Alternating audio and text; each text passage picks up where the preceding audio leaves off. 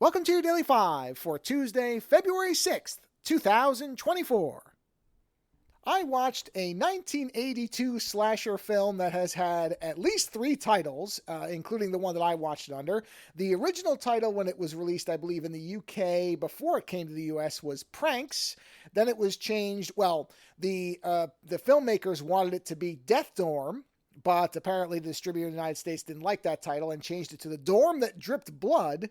And the title that it had when I watched it was Death Dorm. So they've now changed it back for, I guess, the uncut permanent release or whatever.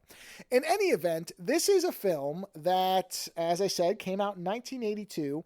And this was at the early part, really, of the surge of slasher films that followed Friday the 13th, which was released, I believe, in 1980. I think it was 80 or late 79, but I'm pretty sure it's officially billed as 80.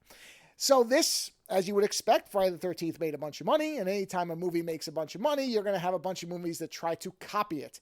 And this movie is often lumped in as an imitator of Friday the 13th. And to some degree, you can figure out why. I mean, it does follow a killer that is stalking young people and kind of murdering them in creative ways, one by one, until you get down to just the one person left. But honestly, I don't think that's really fair to it. I actually think this movie is better than a lot of other people do. This movie doesn't have a very high rating. It sits at, I think it's maybe at a 5 on IMDb, and then I think it's got a 0%. Although, the Rotten Tomatoes thing doesn't mean anything. I don't even know why I quote that. But in general, there is not a high favorable review of this movie or a high favorable opinion of it in a lot of places. And I honestly think that's unfair, because I'm not going to sit here and tell you that it's some kind of magical unknown gem, not something that I would tell people they had to rush out and see. But it did not work in the way I expected it to, based on the reputation and the things that people said about it. This is not a boring, by-the-numbers slasher flick. It actually tries to do some things differently, including an ending that is unusual for films of this time, or at least not what you might expect based on what people say about it. Now, I should say, a lot of people do reference the fact that it has a very interesting ending, but movies of this time followed a certain formula when they were actually ripping off the Friday the 13th idea.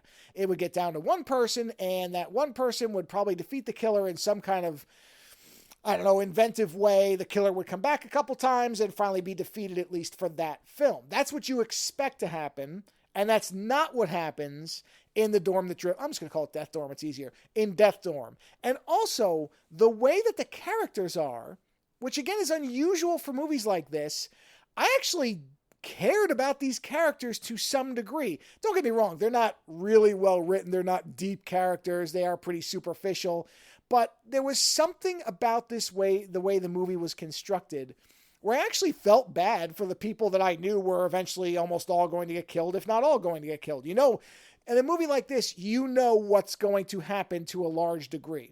And I'm not going to tell you that Death Dorm defies every expectation at every turn. It does largely follow the traditional slasher model in the broad strokes. But it also does, as I said, interesting things. Now, in the interest of keeping it spoiler-free, in case anybody wants to watch it and see it for themselves, I won't get too much further into it until the Friday show.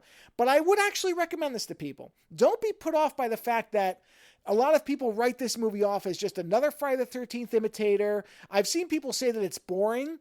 I didn't find it to be boring. It does take its time, and maybe that's the thing, is people are used to slashers where somebody's getting killed every 10 minutes. And that's not what this movie does. This movie takes its time with things, and I think it works for the movie's benefit. May not be the case for everybody who watches it. Some people may find it boring, but I've watched boring slasher films, which you wouldn't think. Some of these are with really creative kills, and yet they still are just boring. I was watching this movie trying to see where it was going because it wasn't taking the usual path. And that, at least for at least one watch, I can't tell you that you'd have the same experience watching it twice.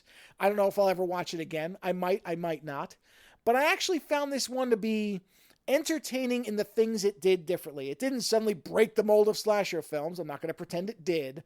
But it did enough things in its own way that I think it is worth seeing. So, don't spend $200 to see it or anything like that. It's pretty easily available. You can find it in a lot of places, and including on YouTube in its entirety. But I would say if you're into slasher films, especially in the 80s, you probably will actually enjoy this at least once. So again, 1982's Death Dorm or The Dorm That Dripped Blood may not be the greatest thing you've ever seen, but I think it is worth watching. Later.